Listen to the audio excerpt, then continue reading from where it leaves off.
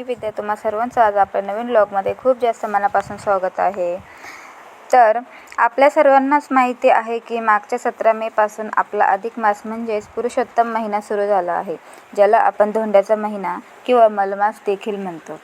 पण बघता बघता आता हा महिना संपत आलाय. शेवटचे जेमतेम 9 दिवस बाकी आहेत. येत्या 15 जूनला अधिक मासाची अमावस्या आहे आणि हा महिना संपणार आहे.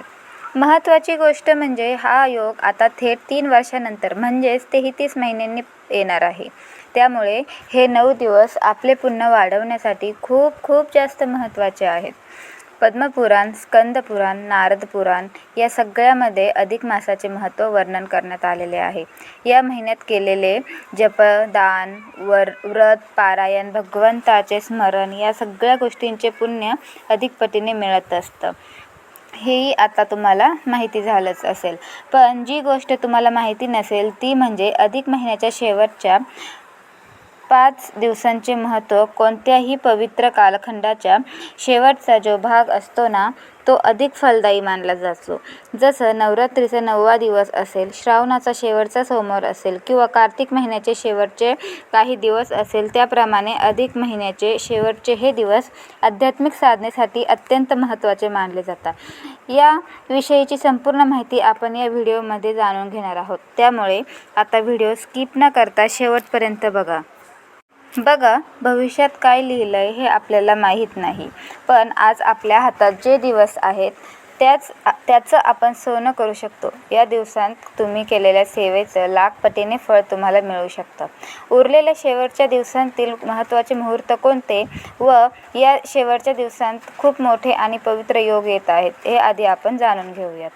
7 जून भानुसप्तमी, 8 जून कालाष्टमी म्हणजे दुर्गाष्टमी, 11 जून कमला एकादशी. हा दिवस अजिबात चुकवू नका.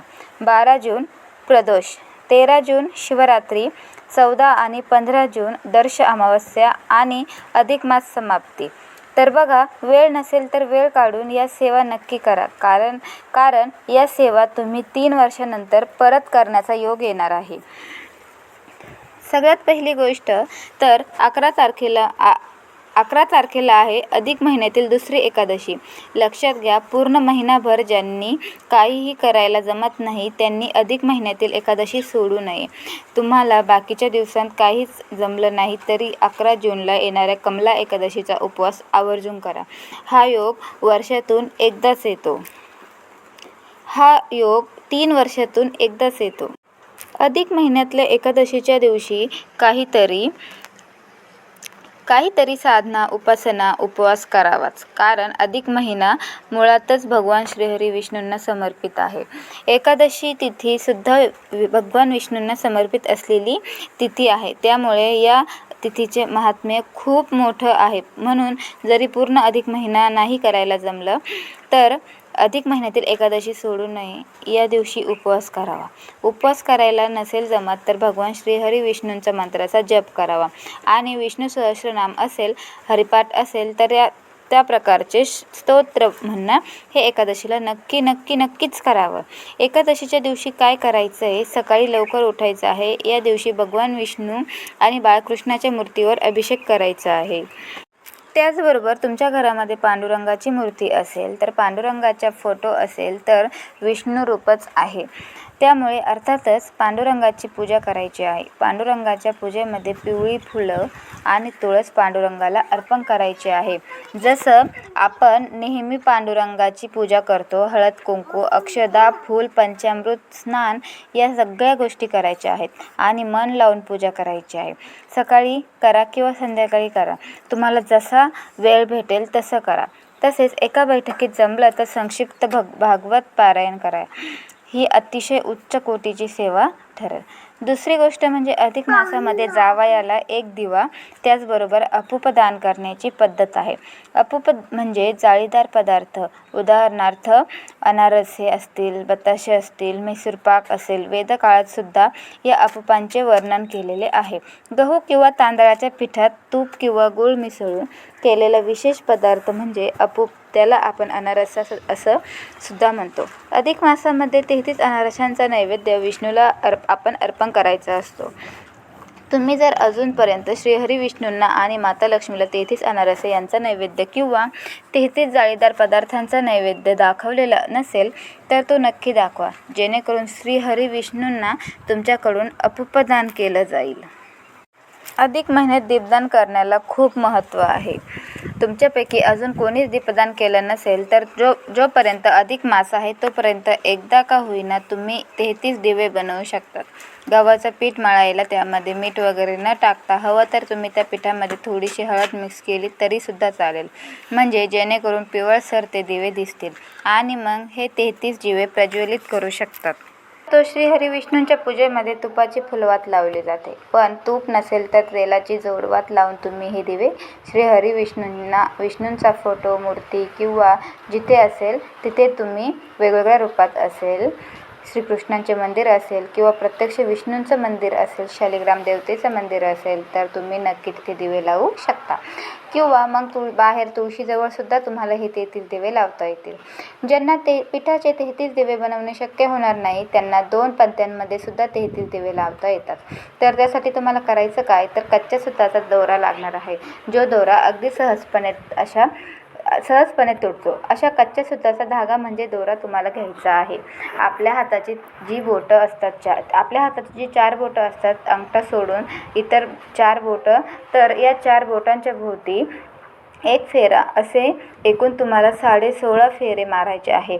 अधिक 16.5 फेऱ्यांच्या 2 वाती तुम्हाला बनवायच्या आहेत, म्हणजेच या दोन्ही मिळून 33 फेरे तयार होतात. आणि अशा 2 पंत्यात मंदिरात किंवा तुमच्या घरी बाळकृष्णांचा फोटो असेल, मूर्ती असेल, तुमच्या देवघरात असेल तिथे तुम्ही या 2 पंत्या लावायच्या आहेत. किंवा मग एक पंक्ती तुमच्या घराजवळ, एक पंक्ती तुमच्या घराच्या मुख्य दारात किंवा मग दोन्ही पंत्या तुळशीजवळ. तर तुम्हाला यापैकी जे योग्य वाटेल ते तुम्ही करू शकतात. तर ज्यांना 33 दिवे बनवता येणार नाही त्यांच्यासाठी सुद्धा मी एक सोपा पर्याय सांगितलेला आहे. आता 4थं म्हणजे बघा, ज्या घरी तुळशीचं रोप सतत सुकत असेल किंवा मग ज्यांना नवीन तुळशीचं रोप लावायचं असेल तर त्यांनी आवर्जून या महिन्यात तुळशीचं रोप नक्की लावायचं आहे. आणि जेव्हा कधी कार्तिकी एकादशी येईल तेव्हा तुम्ही तुळशीचा विवाह करायला विसरू नका. तर अधिक मासामध्ये तुळशीचे झाड लावणं अतिशय शुभ मानलं जातं. ज्याच्या घरात तुळशीचं झाड आहे त्याच्या घरी साक्षात श्रीहरी विष्णू, माता लक्ष्मी यांचा निवास आहे असं समजलं जातं. यामुळे तुम्ही अधिक मासामध्ये एक तरी तुळशीचं झाड तुमच्या घरी नक्की लावा. बघा, तुमच्या घरी तुळस वृंदावनामध्ये किंवा तुळशीच्या कुंडीमध्ये आधीच तुळशीचं झाड असेल तर तुम्ही दुसऱ्या ठिकाणी सुद्धा अजून एक तुळशीचं रोप लावू शकतात. त्यामुळे काय होईल, जेव्हा तुम्हाला तुळशीच्या पानांची गरज पडेल त्यावेळी तुम्ही पूजेच्या तुळशीचा वापर न करता तुम्ही या तुळशीचे पानं पूजेसाठी वापरू शकतात. 5वं म्हणजे आपल्या कुलदेवताची किंवा कुलदेवीची सेवा होणे सुद्धा तितकंच महत्त्वाचं असतं. कारण आपल्या घराण्याचे जे कुलदैवत असतं किंवा कुलदेवी असते ती आपल्या घराचे रक्षण करण्याचं काम करत असते, त्यामुळे त्यांना विसरून चालत नाही. तुमच्यापैकी अजून कोणी कुलदेवीची ओटी भरलेली नसेल तर नक्की भरा. घरच्या घरी तुम्ही तुमच्या देवघरामध्ये कुलदेवीची स्थापना केलेली असते तर तुम्ही घरच्या घरीसुद्धा कुलदेवीची ओटी भरू शकता. तुम्ही कुलदेवीच्या ओटीमध्ये जे काही खण, नारळ, साडी, तांदूळ जे काही त्या ओटीमध्ये ठेवलेलं असेल तर त्या ओटीतलं साहित्य तुम्ही स्वतः वापरू शकता. तुम्ही साडी, ब्लाऊज पीस घेऊन शकतात आणि नंतर तुम्ही ते साहित्य स्वतःला वापरले तरी चालेल. किंवा मग बाहेरची एखादी सुवासिनी स्त्री म्हणजे दुसऱ्या कुळातील एखाद्या सुवासिनी स्त्री बोलून तिलासुद्धा तुम्ही ही ओटी देऊ शकता. किंवा मग देवीच्या मंदिरात सुद्धा तुम्हाला ही ओटी भरता येईल. मंदिरात जर तुम्ही ओटी भरली नसेल पण दुसऱ्या देवीचे मंदिर असेल तर कुलदेवीची ओटी तुम्ही दुसऱ्या एखाद्या देवीच्या मंदिरात नेऊन सुद्धा ठेवली तरी चालेल. असे भरपूर पर्याय आहेत, पण तुम्ही आठवणीने कुलदेवीची ओटी नक्की भरा. आता अजून एक शुक्रवार येईल किंवा मंगळवारसुद्धा येईल, त्या दिवशीसुद्धा तुम्ही देवीची ओटी भरू शकतात. अष्टमी, नवमी या तिथीला देखील देवीची ओटी भरता येईल. आणि ज्या दिवशी ओटी भरणार त्या दिवशी तुम्हाला अजून एक काम करायचं आहे. कुलदेवीसाठी तुम्हाला आरत्या लावायच्या आहे. जसा आपण नवरात्रीमध्ये पुरणाच्या आरत्या लावतो तर एक तुम्ही पुरण शिजवून त्यात तुपाच्या वाता ठेवून आरत्या लावू शकतात. किंवा मग पिठाच्या म्हणजेच पीठ मळून सुद्धा तुम्हाला त्यामध्ये आरत्या लावता येतील. तर एक तर तुम्ही 33 आरत्या लावू शकता किंवा 11 किंवा मग देवी अष्टभुजा असते तर 8 आरत्या किंवा मग नवमीच्या दिवशी लावतो म्हणून 9 आरत्या म्हणजेच 1 तर 8, 9, 11, 33 किंवा या संख्येमध्ये तुम्ही आरत्या लावू शकतात. तर तुम्हाला डायरेक्ट 33 दिवे किंवा 33 पुरणाचे दिवे किंवा बनवण्याची गरज नाही. तुम्हाला फक्त पीठ जे असेल ते पसरून घ्यायचं आहे. त्यामध्ये बोटाने हलकासा खड्डा करायचा आहे, जसं की त्यामध्ये आपल्याला फुलवात ठेवता येईल. मग त्यामध्ये तुम्हाला फुलवातीच वात लावायच्या आहेत. आता आणि अशा पद्धतीने तुम्ही आरत्या लावू शकता. जेव्हा तुम्ही घरामध्ये असं कराल तर नंतर हे पीठ जे आहे ते तुम्ही गाईला देऊ शकतात किंवा एखाद्या झाडाखाली विसर्जित करू शकतात. त्याचबरोबर आपलं जे कुलदैवत आहे म्हणजे पुरुष देवता ज्याची काय सेवा करायची हे मी तुम्हाला सांगते. तुमचे कुलदैवत जे खंडोबा महाराज आहेत तर त्यांचा जो वार असतो तो रविवार असतो. एखाद्या रविवारी येईल, उद्याच्या दिवशी किंवा मग रविवारच्या दिवशी न जमल्यास अधिक मास जोपर्यंत आहे तोपर्यंत कोणत्याही एका दिवशी तुम्ही तुमच्या कुलदेवताची सुद्धा सेवा करायची आहे. खंडोबा महाराजांना भरीत भाकरीचा नैवेद्य अतिशय प्रिय आहे तर तो नैवेद्यसुद्धा तुम्ही त्यांना अर्पण करू शकतात. घरच्या घरी खंडोबा महाराजांच्या नावाने तळी भरली आणि तळीत भाकरीचा नैवेद्य केला तरीसुद्धा पुरेसं आहे. तर नक्की करा. या अधिक मासामध्ये आपल्या कुलदेवीची व कुलदेवताची सेवा म्हणून आपण दुर्गा सप्तशती त्याचप्रमाणे श्री मल्हारी सप्तशतीचे पारायण करा.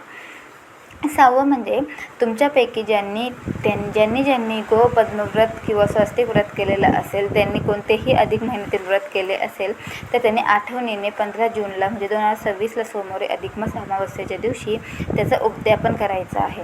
उद्यापन कसं करायचं किंवा उद्यापन काय वस्तू द्यायच्या या सगळ्या गोष्टींची माहिती मी तुम्हाला त्या व्रताच्या व्हिडिओमध्ये दिलेली आहे. आता फक्त आठवण करून देत आहे. अधिक मासामध्ये आपल्या आईची ओटी भरायला अधिक महत्त्व आहे.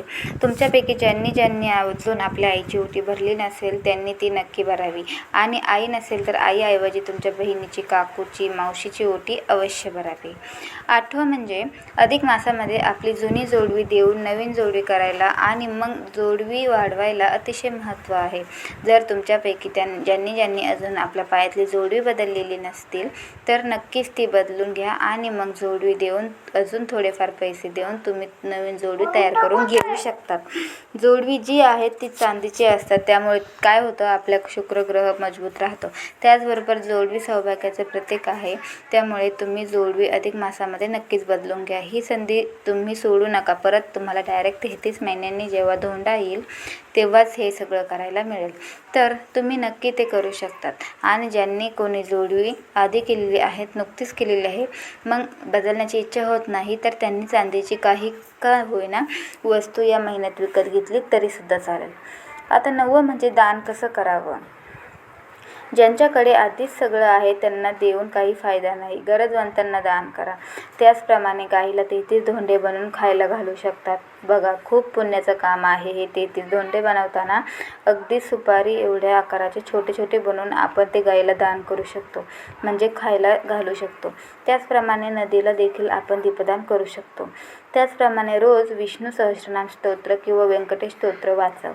ओम नमो भगवते वासुदेवाय जप चालू ठेवा. श्री स्वामी चरित्र सारामृत किंवा गुरुचरित्र 14वा आणि 18वा अध्याय वाचा. त्याचप्रमाणे सत्यनारायण एकादशी दिवशी किंवा राहिलेल्या दिवसांमध्ये तुम्ही कधीही करू शकतात. बघा, 11 तारखेला कमला एकादशी आहे, 12 तारखेला प्रदोष आहे, 13 तारखेला मासिक शिवरात्र आहे, 14 तारखेला दर्श अमावस्या सुरू होणार आहे आणि 15 तारखेला सोमवती अमावस्या आहे आणि अधिक ज्येष्ठ महिन्याची समाप्ती आहे. असे हे 5 दिवस महत्त्वाचे आहे. आता या 5 दिवसांमध्ये जास्तीत जास्त जेवढे सेवा करता येईल तेवढे सेवा करण्याचा प्रयत्न करा.